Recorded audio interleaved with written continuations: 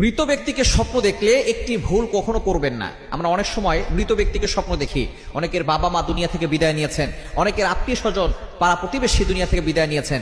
আমরা তাদেরকে স্বপ্ন দেখলে অনেকে একটা ভুল কাজ করে থাকি। আগে আমরা শুনবো মৃত ব্যক্তিকে স্বপ্ন দেখলে কি কি করতে হবে এবং যে ভুল কাজটি করা যাবে না সেটা আমরা পরে শুনছি সিরিয়াল অনুযায়ী।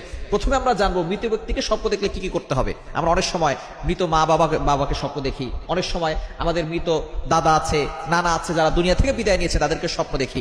যদি আপনি মৃত ব্যক্তিকে স্বপ্ন দেখেন যে সে হাসি মুখে আছে, মনে করবেন সে কবর জগতে ভালো আছে। আর যদি দেখেন যে মৃত ব্যক্তি সে খুব কষ্টে আছে, কান্না করছে অথবা ভয়ঙ্কর কোনো জায়গায় রয়েছে, তাহলে মনে করবেন সে খুব কষ্টে আছে।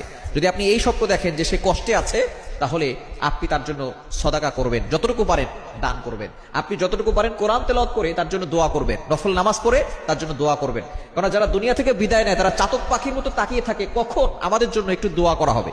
তারা দুনিয়ার কোনো সম্পদ চায় না, টাকা পয়সা চায় না, তারা শুধু চাতক পাখির মতো তাকিয়ে থাকে কখন আমাদের জন্য একটু সওয়াব আসবে, আমাদের জন্য আমাদের সন্তানরা একটু দোয়া করবে।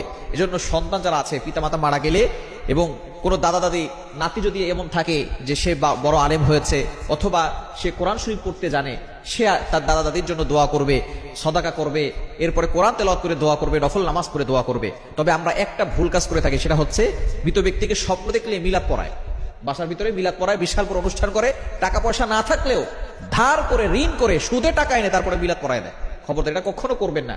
যদি আপনি দেখেন যে আপনি যাকে স্বপ্ন দেখেছেন সেই ব্যক্তি অনেক কষ্টে আছে, তার জন্য যতটুকু পারেন আপনি দান করবেন, অথবা কোরআন তেলাওয়াত করে দোয়া করবেন, অথবা আপনি নফল নামাজ পড়ে তার জন্য দোয়া করে দিবেন। সদকায়ে জারিয়া হিসেবে